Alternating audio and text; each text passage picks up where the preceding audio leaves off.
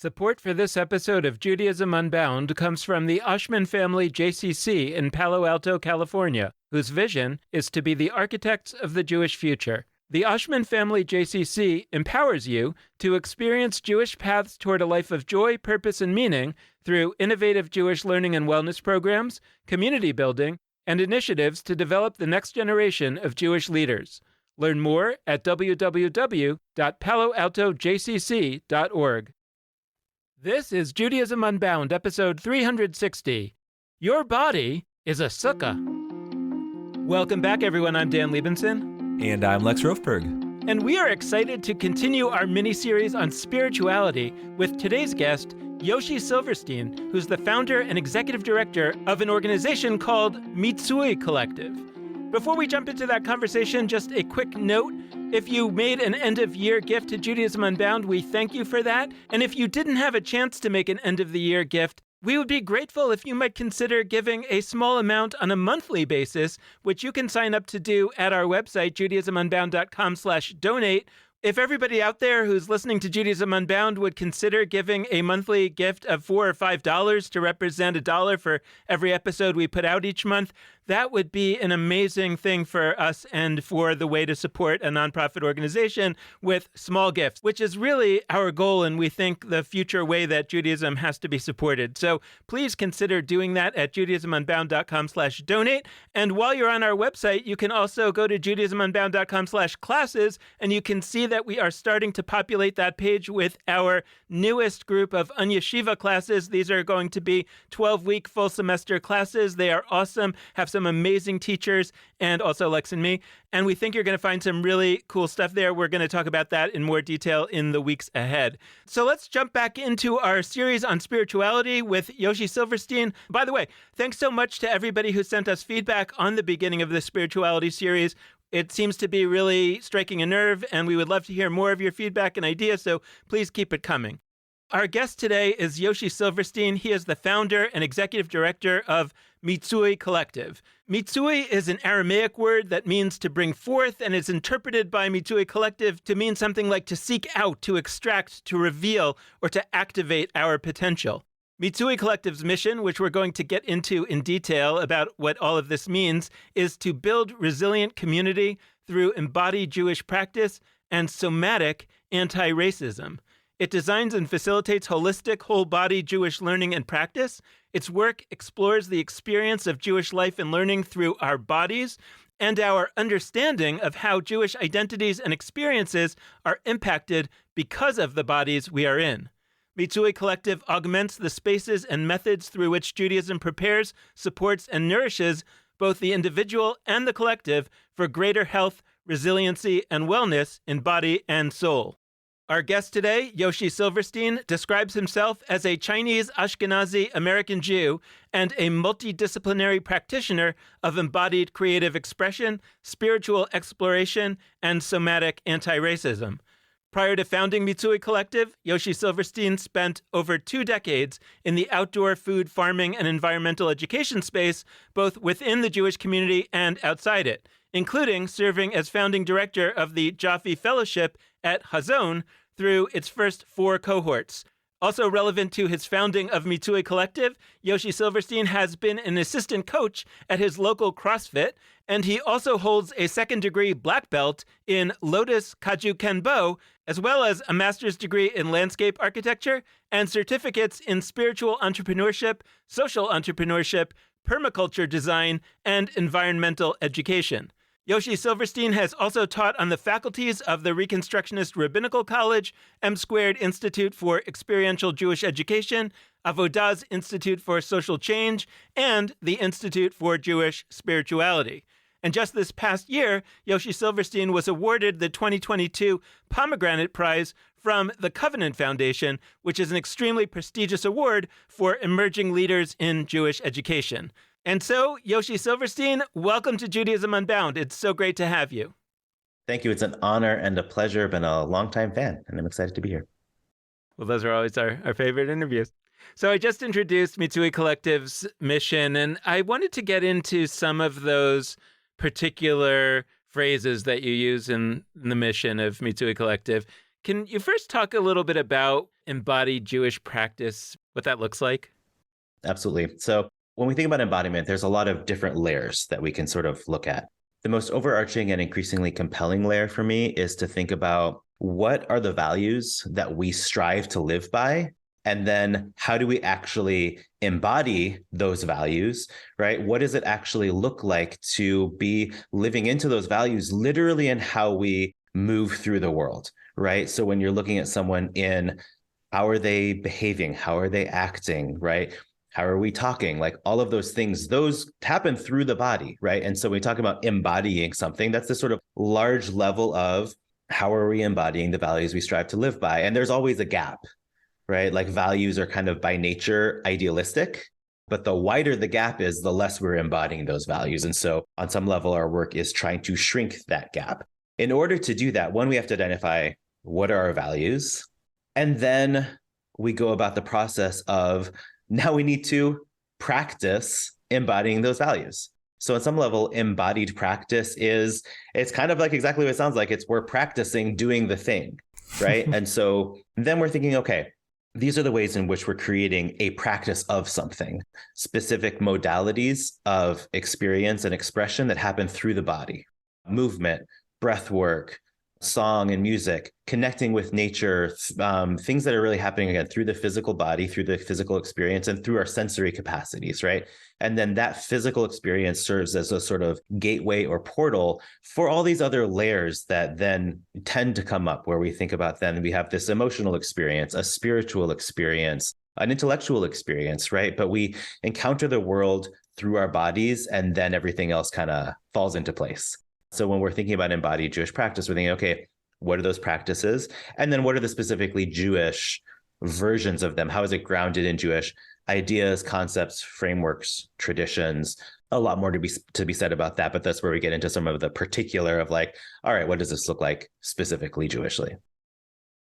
When you first started talking about embodied Jewish practice, I was thinking like, wait, so are you talking about something analogous to what I would call halakha? Like a lot of people hear the word halakha, if they even know what it means, and they think it means Jewish law. And we've had episodes on this, but I've never understood it to be Jewish law. I've understood it to be what I might call embodied Jewish practice, that it's not enough to have Jewish ideas and values in your head. You actually have to manifest them in the world. So for me, an example that I use a lot is recycling. Like it's not enough to just believe that it's good for the world if people took care of the earth more, and we could point you to all these Jewish texts and we can say prayers on Shabbat about the earth or whatever. It's like, but if you don't actually physically take that recycling out every single time, then you're not really embodying Jewish practice. But then you shifted to the kind of embodied Jewish practice that I think fits more obviously in this spirituality series, which is breath work and things of that nature. So can you talk a little bit about,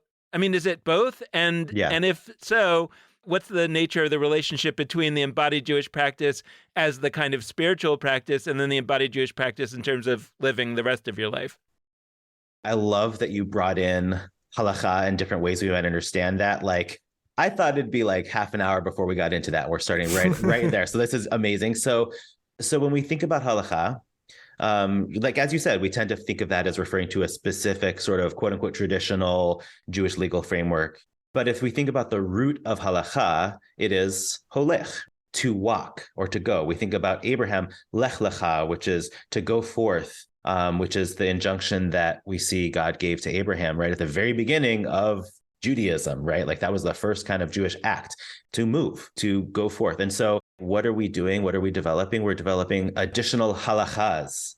I would love to see, and I think we're already seeing this, and maybe there's just a little codification of things. I think we're already seeing like multiple halakhas out in the world, but we only recognize one of them as with like a capital H, so to speak, right? And then we tend to fall into this trap of thinking the rest of them are like inferior and whatever. So like, let's go over that, right? And just say like, yeah, there's actually so many ways to be Jewish, and one is not less legitimate than another. You know, that being said, if you follow a traditionally halakhic observant lifestyle where you are keeping kosher, you are praying 3 times a day, maybe you're wearing a kippah and tzitzit, right? You're tying tefillin. You have no shortage of ways in which you are embodying your Jewish practice every day. And I think there's so much in Jewish tradition. Just think about kashrut, for example. There's so much that we talk about what we should or should not put into our bodies.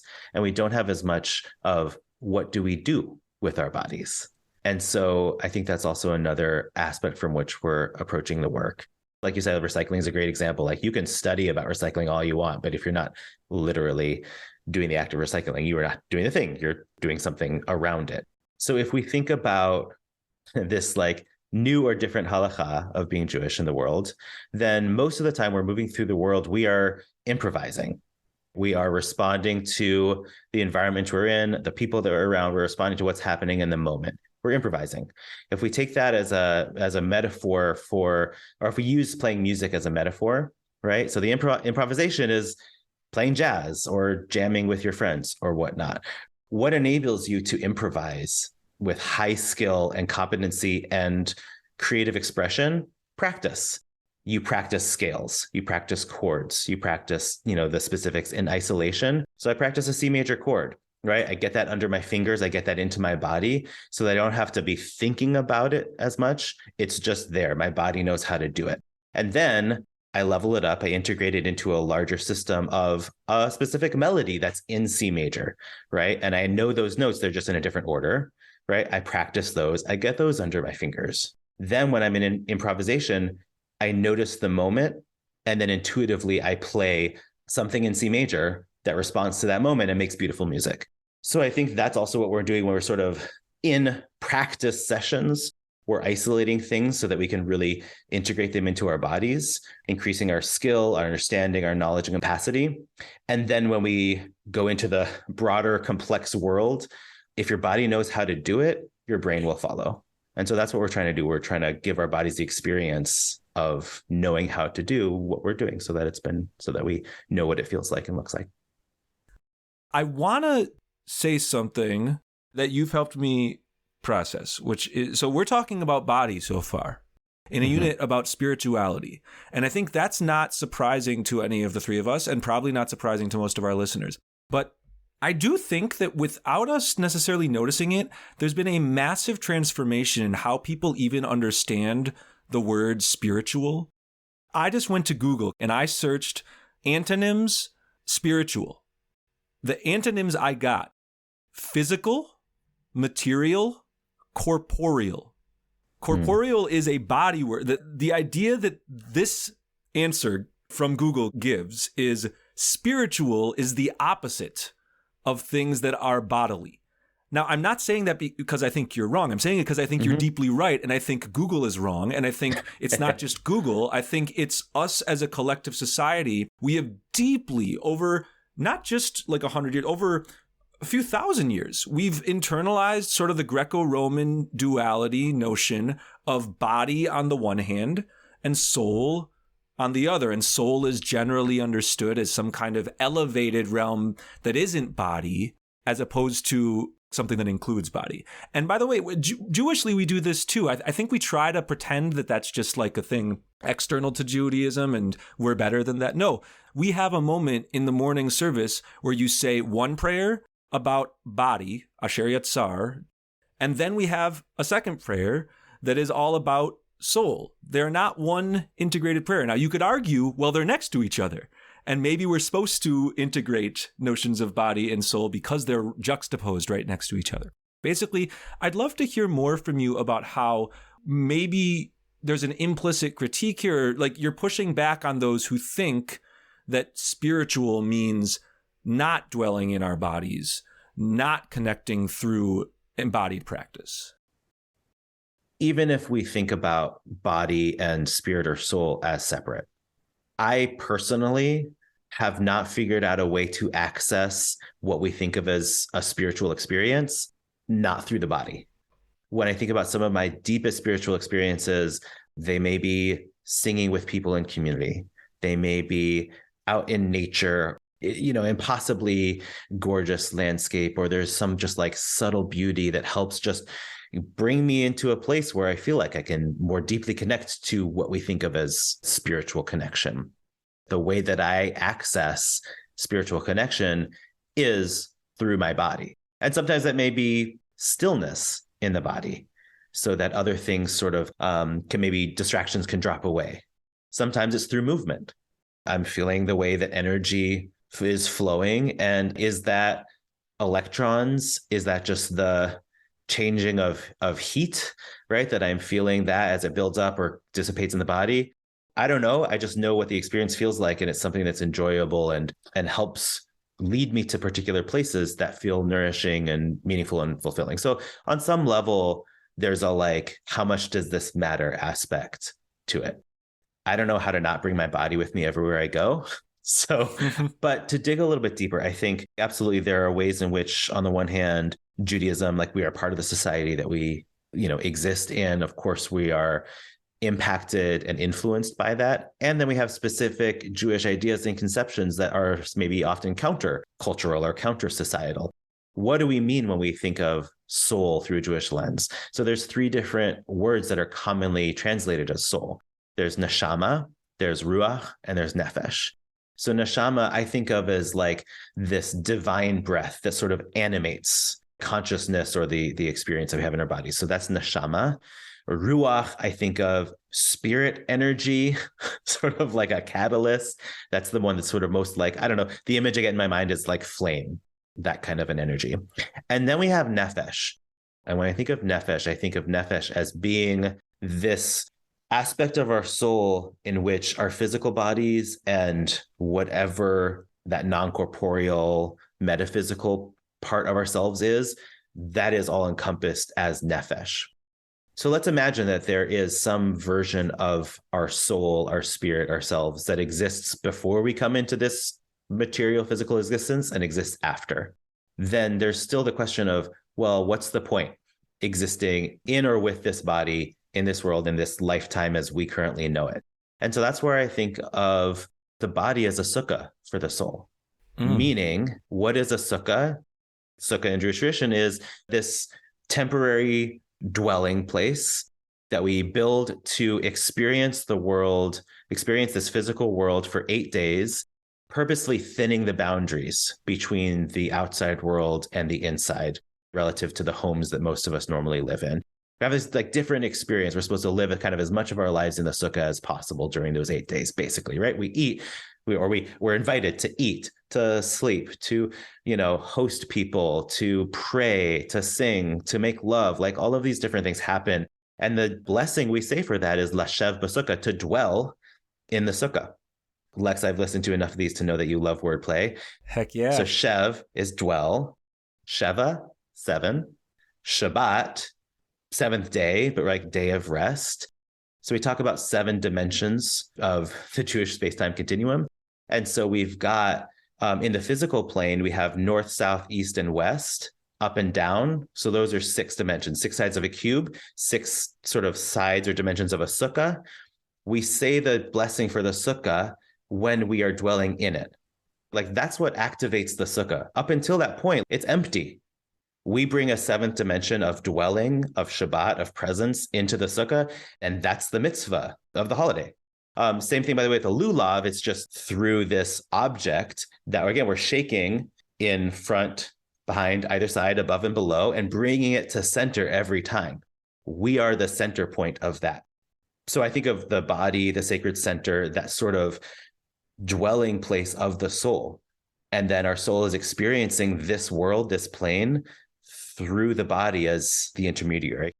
Whatever our soul is, however our soul experiences the world, at least in this plane, it experiences it through the body. And so sometimes I sort of think like, I don't know, how can I give my soul the best experience I can while it's here? It's remarkable that so far we've only gotten through, half of the mission statement of the Mitsui Collective. But actually, I wanted to get to the second part, which is about somatic anti-racism. Initially, my question was just, can you tell us what somatic anti-racism means and how it connects to embodied Jewish practice? But I also want to pick up on what you just said about the sukkah for the soul, which I think is a really fascinating concept. And I'm wondering, if we think of our body as a temporary dwelling place for our soul, then how does race fit into that? So somatic anti-racism, let's unpack that. So somatic and embodied are often used interchangeably and they are very similar. And then there's some subtle differences. So somatic is referring to the soma. The soma is a Greek word. I think of the soma as the sort of overlapping layers of self. So when we think about self, what is that? There's many dimensions. We can think about our physical bodies as being ourselves, right? Like I look and feel my physical body, that's me. And I can think of this sort of, I have this like emotional sense of self. I have an intellectual sense of self, a spiritual sense of self. So I think of the soma as really holding all of those things together as this sort of like holistic overlapping sense of self. By the way, I think nefesh is the closest from a Jewish Hebrew language framework to that idea of soma. It's the nefesh as like the body and the spirit. So when we are talking about somatic learning in general, we're talking about an experience, we're talking about things that are tapping into all of those layers of self as opposed to just some. And it tends to be most associated with the physical embodied, because honestly, we tend to leave that out the most often. We try to jump straight to the intellectual, straight to the emotion, et cetera. And I think we live in a society that tries to separate the body from everything else that's happening. And I don't think we actually can. And I think also the more we try to do that, it's detrimental. Just think about something that we may think of as a primarily intellectual activity, Jewish text study, analyzing, thinking about it, et cetera.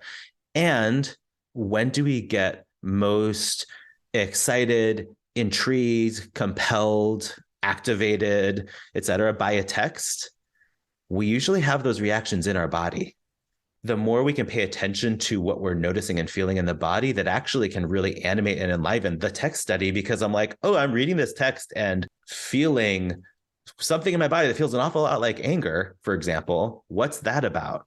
Or, wow, this text, I'm reading this and this is like physically making me feel like I'm being pulled towards something. What's that about?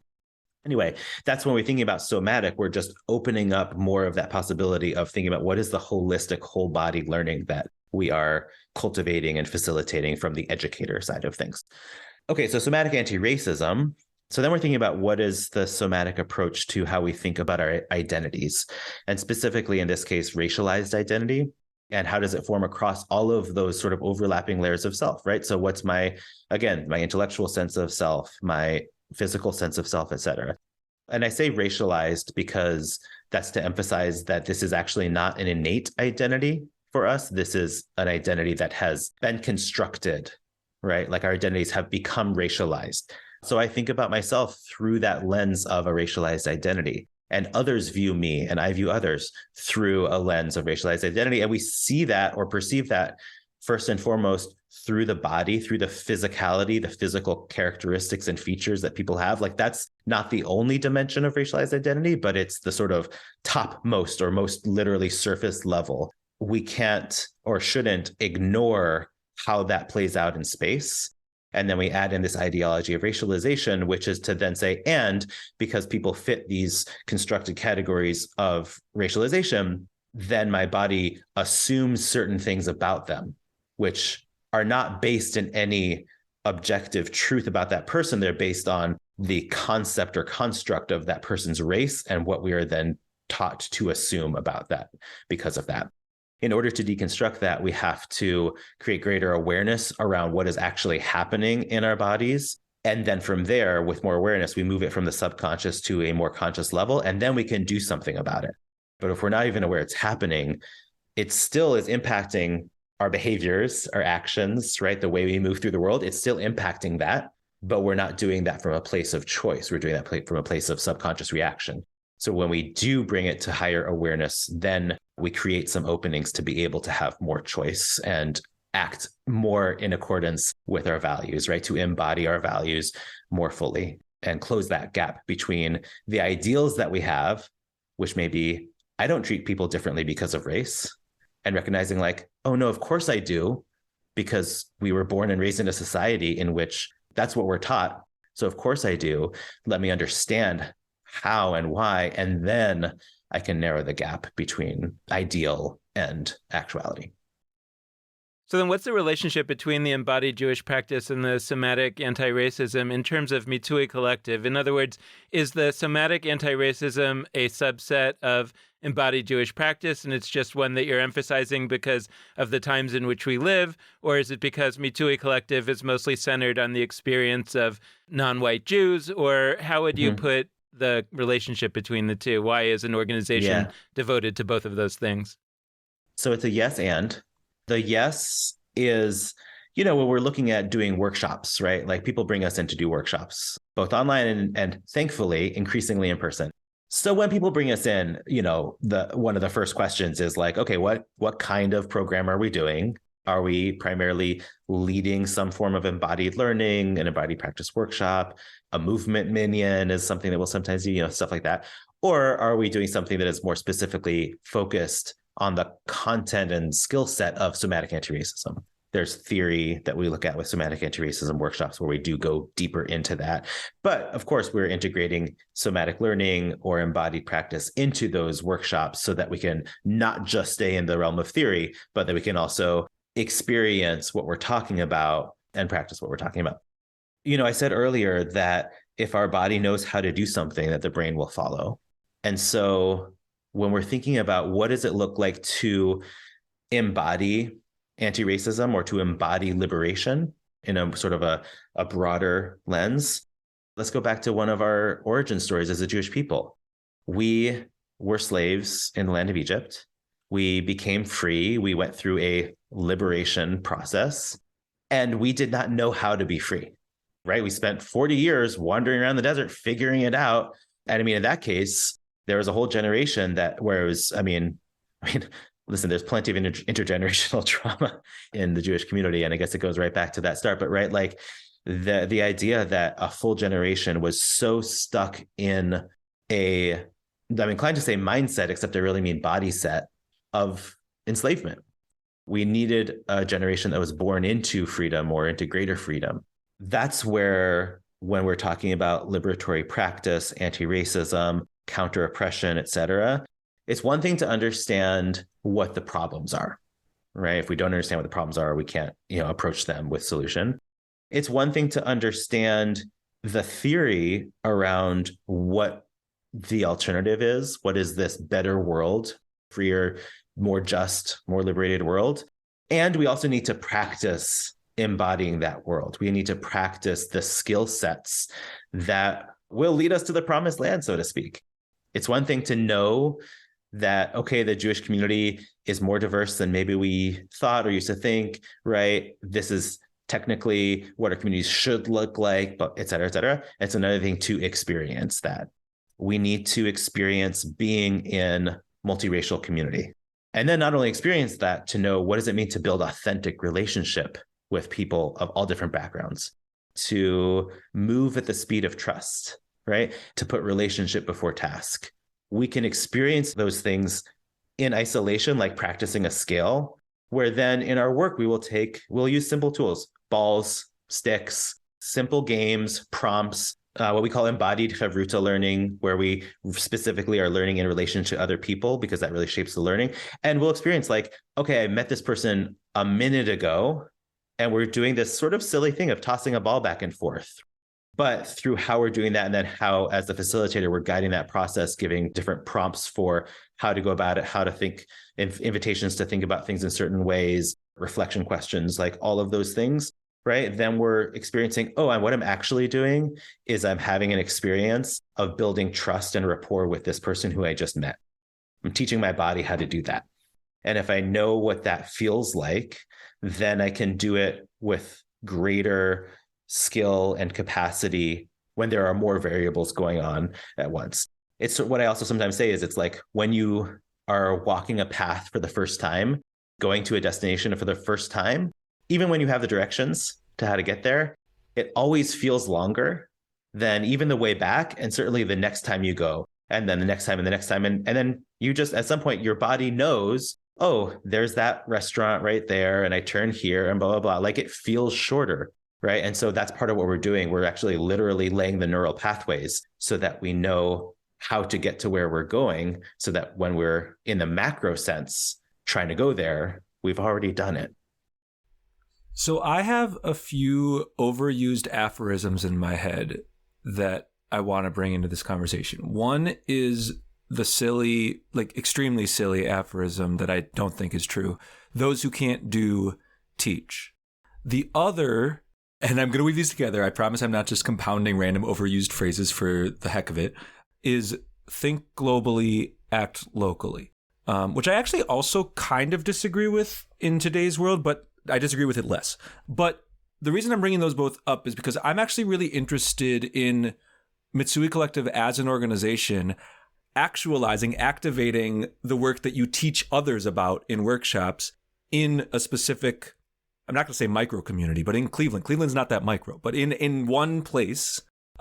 It makes sense to me that an organization like yours that is all about embodying would not just be doing the workshops. And I mean, and I don't mean to dismiss those. Like, it's really important to do workshops with the organizations that you do, both national scale and in different communities that you visit.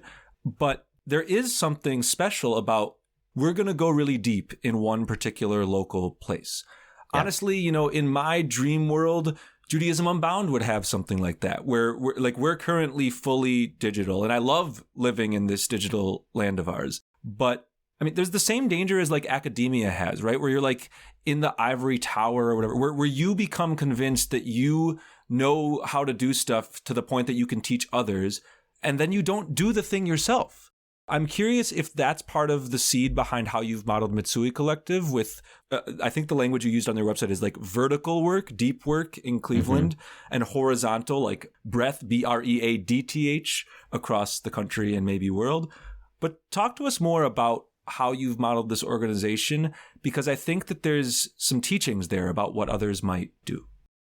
Sure. So a few things. One, there were pieces of this that were planned or part of the seeds from the start, and then pieces of this that were not planned at all and have emerged. So the first thing that's helpful for context is we launched, we started our Instagram account in 2018. So depending how you define the start of something, that's one That's start. official. Once it was Facebook relationships made people official, but now it's Insta account. Right. I mean, that was sort of the part of like, okay, this is this thing that I have decided enough that I want to exist in the world. I'm going to at least start an Instagram account and start generating some content ideas, like, put it out in the world. So that's one starting point. The sort of more formal organization starting point was that, we got our first seed funding in late 2019, and then I jumped in full time to launch Mitsui Collective as an organization in February of 2020. You may remember what happened in March of 2020. Yeah, great timing. So that obviously changed everything. But originally, I was not planning to launch a new national organization. I was planning to do something that was almost entirely local, really focused on that community building. We were going to, start to pilot and prototype and do pop-ups and all that stuff to get going. And then we would do a small handful of things in other location or with maybe some sort of national spread. But really, it was primarily meant to be local. And then the pandemic happened. Of course, everything moved online, and we became de facto a national / non-geographically specific organization. And then it turns out we gained all sorts of great momentum doing that. And then so we sort of accidentally became an organization that has this sort of like national ecosystem of work. And so we were doing sort of a handful of things here and there, but we kind of slowed down the local aspect.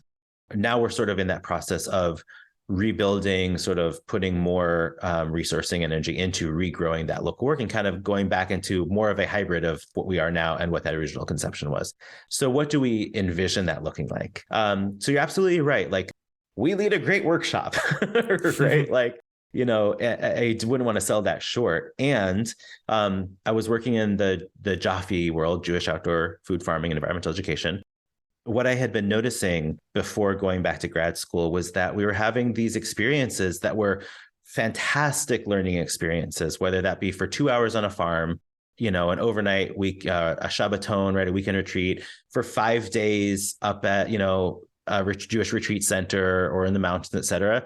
And these were happening in isolation, literally outside of or away from the communities where people were coming from. And so the question to me was always, well, what happens when they go back? If these are ideas, concepts, values that we are wanting to help ingrain for folks, whether that be sustainability, love of nature, Jewish community, etc. It's a both and. Yes, give the deep dive immersive experiences that can really inspire and catalyze, but also people have to be able to do it in a way that is integrated into the heart of their communities, into their day-to-day life. So how does that tie into our model as an organization and how we're wanting to grow is, that we will be limited as an organization if it's only these like one-off isolated things. Just to keep going back to this metaphor, because it's useful and also something that a lot of people understand. It's again, playing music. One, it's totally different to go to a concert than to play music. Still a great experience, but let's just name those are different things, right? So we're not performance oriented, right? We are around cultivating experiences where people are in the experience. But you could go like to a weekend retreat that's like, come play music for a weekend. And you might have, if it's well run, you'd have a great time. Maybe you're making music by the end of it. But then if you go home and you never practice, can you call yourself a musician? Right? So that's true for us too. It's saying what does it mean to be a practitioner? One of the learnings that's really stuck with me, I learned this from Reverend Angel Kyoto Williams Sensei, who is either the first or maybe second ever Black woman to be ordained as a Zen sensei. I had the opportunity to learn with her. And one of the things that she put out into the community was thinking about this question of what makes this sticky, what makes your sort of commitment to doing the work. She said, is what you call your practice, is that a practice or is it a hobby? And like everyone in the room was just like, oh, like, uh-huh. Right. So like, is this a hobby that you just do every so often because it's fun and enjoyable, which is fine, but like, don't call that a practice that you're really committed to. If you're really committed to a practice, you're doing it with some level of consistency, regularity, focus, discipline. That looks like having some form of in-person opportunity for people to come together in a community of practice so that they can be supported in the learning and the growth and the practicing of the skills that we're trying to embody more fully. Right. And be building community along the way. Something that I'm excited for us to, that we are planning to also be growing into is, what does that look like online? Even for our local community, I think having this, okay, sure, maybe they're coming to our practice sessions, maybe multiple times a week. And they're also able to plug into this online thing that supports that as well, and connecting this like larger, more national or even global community. Like, I think that'd be pretty cool. And something else that I also wanted to add, just to give, I think, a little bit more depth in terms of why community of practice. When I think about Jewish community, Jewish practice, like models that we see in the world right now, the ones that I think are really growing and thriving are the ones that make it matter that you are with other people. And I think, by the way, this is why we've seen so much growth in sort of the boutique movement and wellness spaces, where it really matters who's there, and you feel like it matters that you're there, and you're doing it in a way where you're building community, you're actually interacting with other people, versus just going to a gym and like running on the treadmill next to a bunch of people, which that works for some people. Great. That's never really worked for me. To me, if we have Jewish communities where you're doing the equivalent of just going to shul, let's say, and like the prayer equivalent of running on a treadmill that just happens to be in the same room as other people, to me, that's kind of missing the point. To pick up on that, I mean, there's a story on your website. It's actually awesome. I feel like we should have a story like this on our website that's long and goes through this whole how this thing came about. But it really begins more or less with you doing CrossFit, which is a kind of organization like you're talking about, that a gym. Every Jewish organization starts with a cross, right, Dan? Well, sure. Right, right. And also we've talked about CrossFit with Casper Richard Kyle in great episodes, and just really talking about like that as a form of quasi-religious experience or maybe post-religious experience, to think about how might we imagine new ways of living our lives in ways that borrow from religion, among which are the importance of doing it with other people. And what does that look like? And CrossFit is often raised as an example of what that might look like. And as I was reading the story on your website, I was thinking to myself, so is that kind of the origin story of Mitsui? But then it kind of went off in a different direction. And part of that is because of COVID, like you were talking about. But I guess what I was really curious about, if you could talk about a little bit, is putting aside everything that Mitsui is currently doing and all of that, and we're just talking to Yoshi, maybe it's almost a version of going back 3 or 4 years, knowing what you know now in terms of having developed some of the ideas more deeply, what would this look like locally? What would the day-to-day look like? Like, I know what CrossFit is like. I know what a yoga studio is like. What would be happening in a Mitsui gym, whatever we want to call it, on a regular basis? And would it be more like a yoga studio in the sense that there are all kinds of, maybe a CrossFit gym also, that there are all kinds of times of day when you can come and there's all kinds of different programs going on and you do have your crew there and they know if you're missing? And or in your dream world, is it kind of like a community that meets at a certain time and does a certain set of things together? And what would those be? I mean, I'm really interested in your imaginations of what it would look like on the ground, because I feel like in this series, we're talking to a lot of different people about spirituality. And it tends to be one of two things, not necessarily in the series, but in general, that people say either they have a big picture philosophical practice that gets manifested in certain types of activity, but isn't really manifesting as a new form of Jewish living, right? In terms of institutions, in terms of communities. And if one asks people, so is what you are imagining, could it be an alternative to synagogues and to the ways that we usually imagine that Judaism tends to be practiced? They often are like, oh, no, not an alternative. I wouldn't want to say that there's anything wrong with the synagogue. And I kind of want to get at, well, okay, let's put that aside, that anybody who wants to go to synagogue can. But for those of us who don't want to, what would be a compelling alternative? Could we imagine such a thing? Because if we can't imagine it, then we're never going to bring it about. Yeah, I love this question. Okay, so the answer goes back to just that question of how are we embodying our values, right? And I think that and again, if you follow a traditional observant halakhic lifestyle, et cetera, like, again, you have no shortage of ways in which you are practicing your Judaism, right? Manifesting it through your actions all day, every day, or like a lot, again, praying 3 times a day, everything you eat, you have no shortage of ways to do that. Those of us who don't follow in that particular, line of practice, it can be really easy for our values, our quote unquote Jewish values, to live in this sort of like ethereal headspace, right?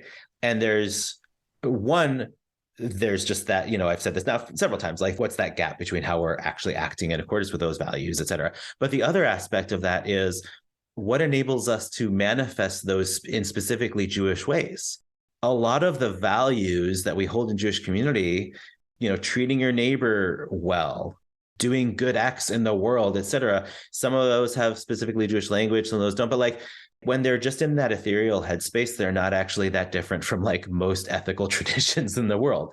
And I think that a lot of the sort of non-Orthodox liberal progressive world, I think that's an issue.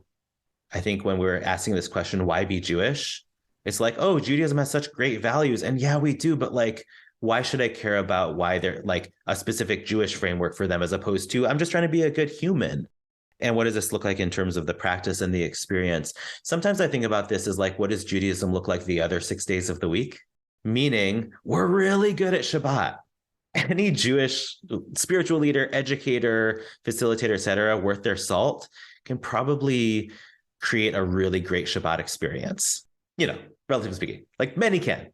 There are lots of people who can lead a great Shabbat experience, whether that's like the whole 25 hours of Shabbat or it's just Friday night, whatever, right? And what does it look like the other 6 days of the week? If it's not through traditional prayer 3 times a day, if it's not through keeping kosher, if it's not through, et cetera.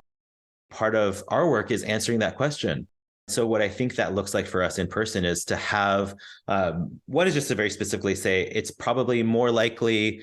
What it is not probably is the whole community always coming together all at once.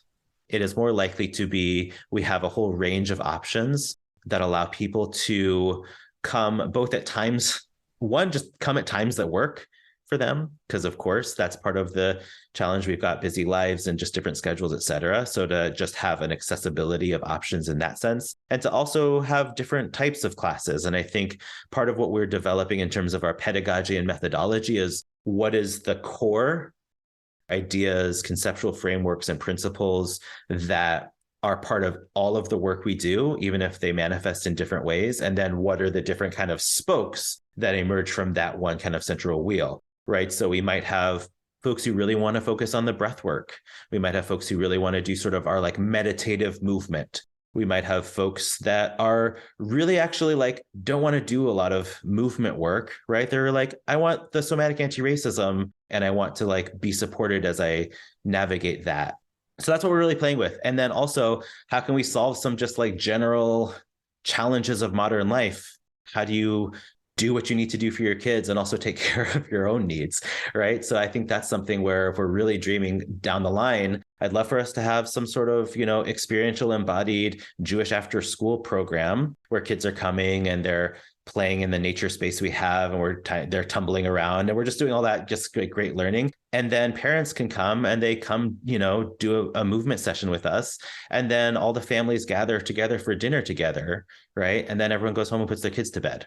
It's sort of like the idea of stacking functions. We're solving multiple needs at once in the same space, and then also just bringing people together, as opposed to the sort of separating and siloing that we see, I think, really often throughout the Jewish world and the world beyond.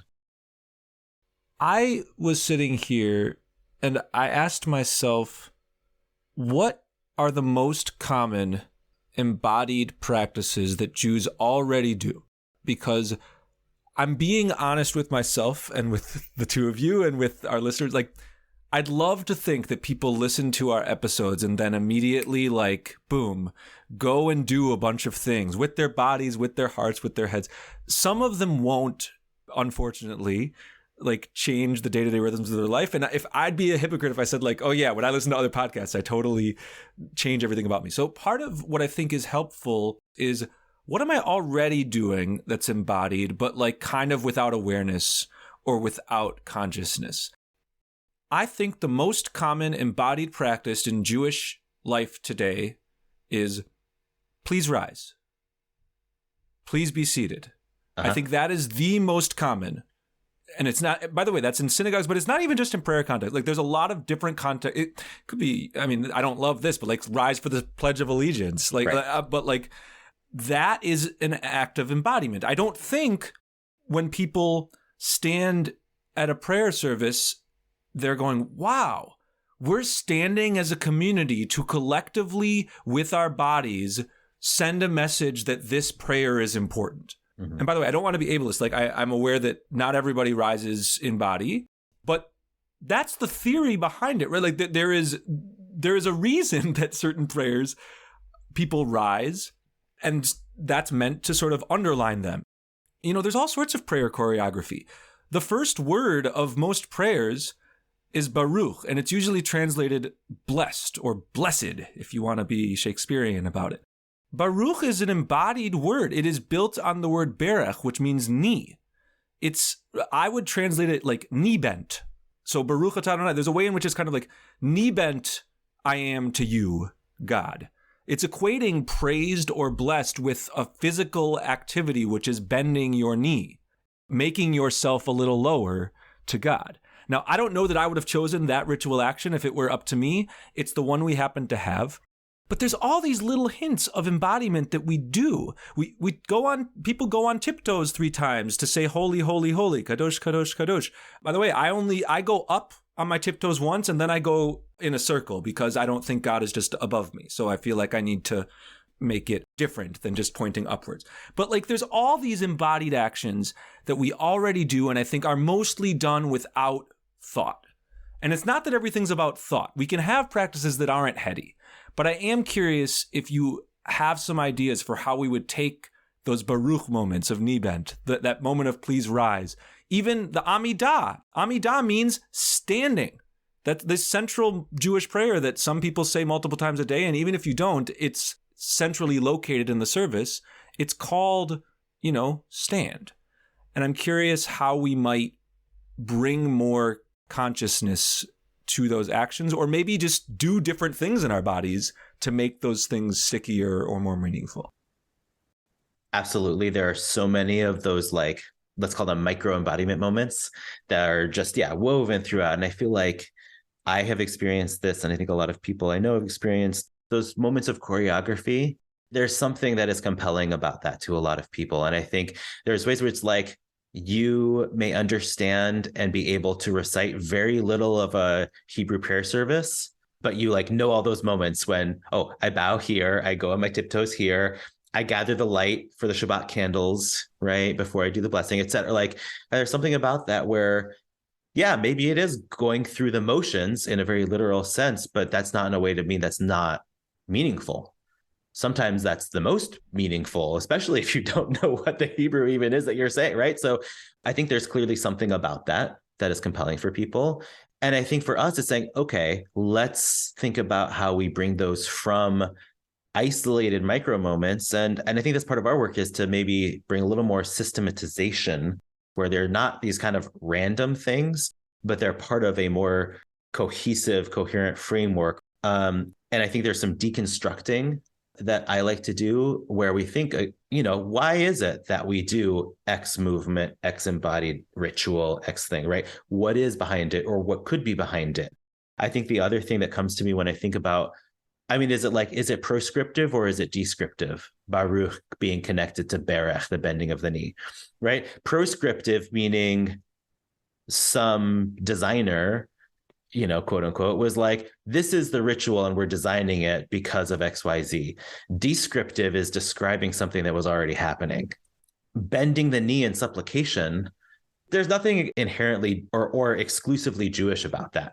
To me, it certainly makes sense that it was like, well, that's how people were embodying that modality of supplication. And so let's weave it into the language and the prayer. Right. So one, I think to me, there's a lot of things where if we look at things descriptively in Jewish liturgy and text, as opposed to proscriptively, like certain things make a lot more sense, or we could, it just reads differently in that way. And I also think the other thing about that is that it shows that we have always been in dialogue with other traditions, cultures, communities, et cetera, surrounding us. It didn't come out of nowhere. It came out in dialogue. And I think there's so much of that throughout what we think of as Jewish ritual and tradition and culture and Jewish foods and all of that. So I think that that's something that we can and should, one, recognize that's always happened. And number two, continue to happen, right? I think we're strengthened when we explore this work in dialogue with other traditions. So that's part of when we explore, like, what are other embodiment traditions, whether that be yoga, Tai Chi, or Qigong, like dance styles, movement, et cetera, to be in dialogue with those things. But then also, this is where we need to be careful not to appropriate those things, to sort of say, what do we learn about where we are coming from when we see things that come from other traditions? And in some cases, listen, I'm Chinese. So when I'm looking at something like Tai Chi, that is part of my heritage, right? So it's not an other, it's just like multiple lines of lineage. But for me, it's saying, I'm not going to say like, oh, I'm just going to do Jewish Tai Chi. I'm going to say, what do we learn? What do we see mirrored in Tai Chi? Like, why are Tai Chi movements done in a particular way? What are they tapping into? How do we deconstruct that and then reconstruct it in a way that is rooted in more Jewishly specific ideas and concepts and theologies and whatnot? And it may have certain things that look pretty similar, but it's come through sort of like a whole different process that puts it into like a practice and a system.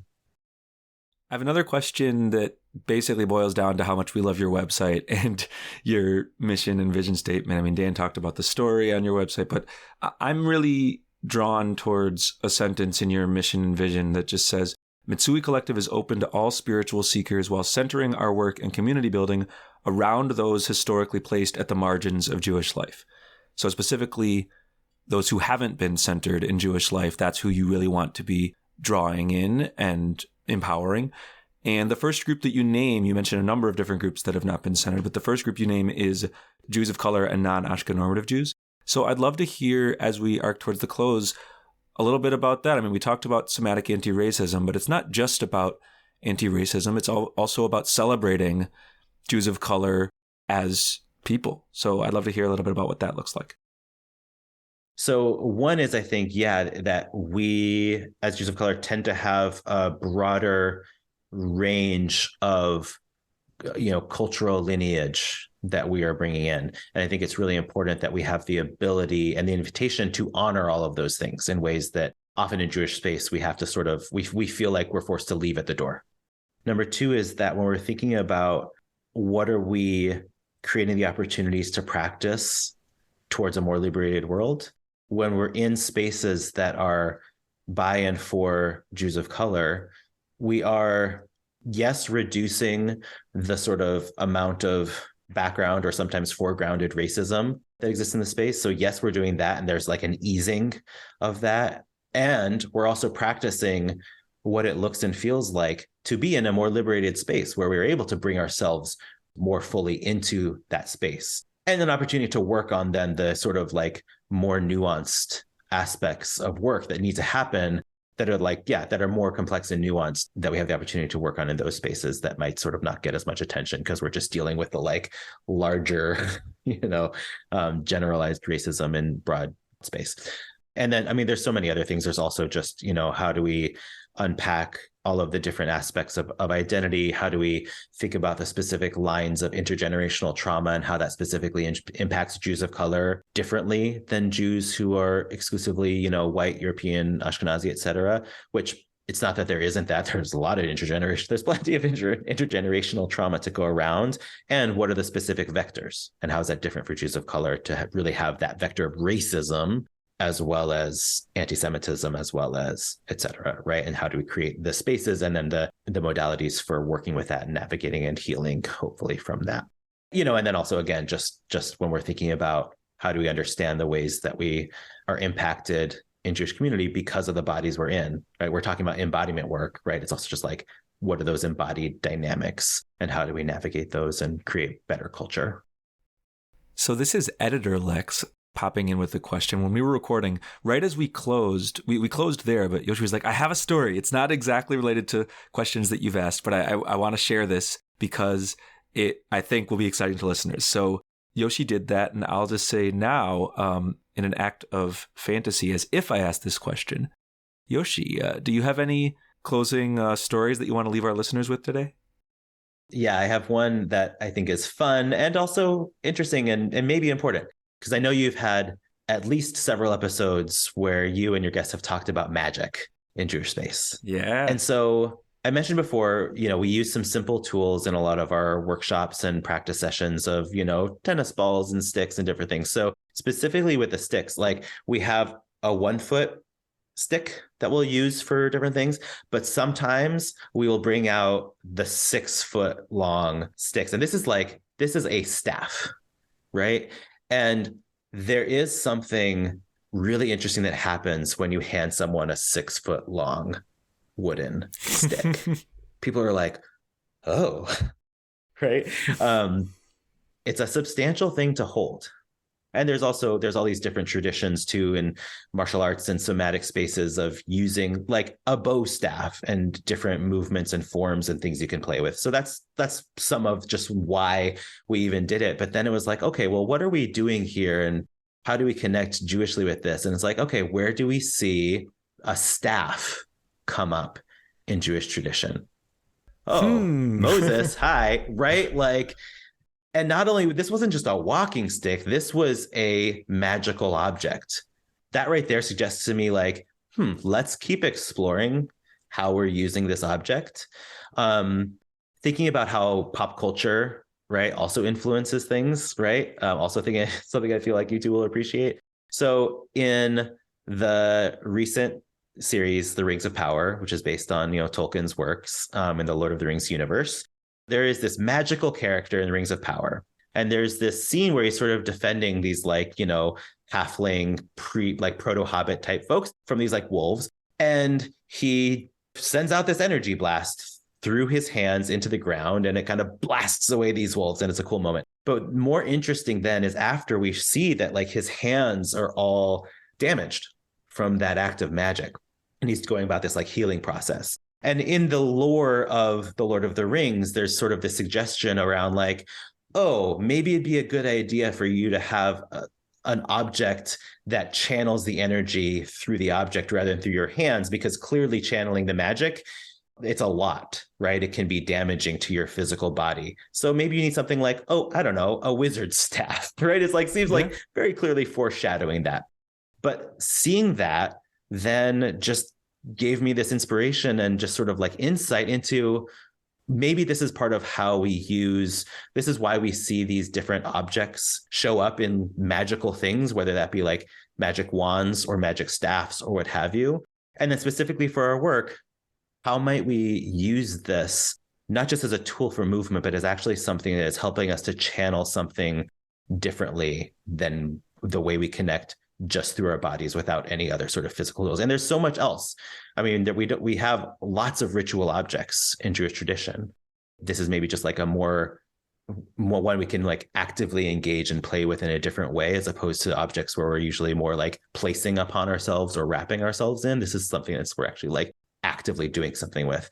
But yeah, we're early on, but we also like to pun and talk about, what's our staff development work. We actually we literally have a wooden branding iron with the Mitsui Collective logo that we like burn our brand into on our sticks. And so, that's part of our branding strategy. Anyway.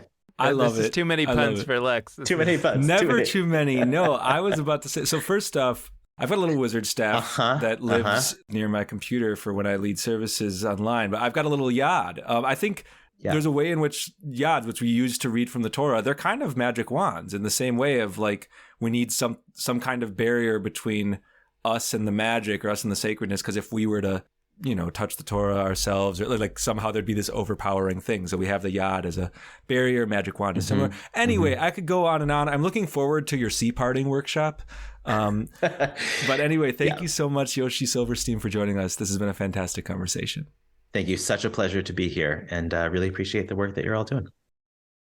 And thanks so much to all of you out there for listening. We hope you've enjoyed this conversation, and we hope that you enjoyed this conclusion to it. A little different than normal to get just a fun story, but I think it was pretty magical, pretty awesome, pretty on our brand. Thank you, Yoshi, for bringing it. We are going to close this episode out in the same way that we always do, by encouraging you to be in touch with us. We also, of course, encourage you to continue journeying through this spirituality unit with us. We've had a few episodes so far. There's going to be many, many more. We have really enjoyed recording them and can't wait to release them to you in the coming weeks. So definitely stay tuned. We've gotten some great feedback from all of you. Keep that coming. And on that note, here are all the ways you can be in touch with us with your feedback about these episodes, with your questions, with your thoughts, with your ideas, your brainstorms, your comments, your critiques, your big plans for the Jewish future. All of that is welcome. Here's how you do it. You can go to our Facebook, Twitter, or Instagram pages. All of those are at Judaism Unbound. Second, you can head to our website, JudaismUnbound.com, and you can check out our Onion Yeshiva courses that we are offering there.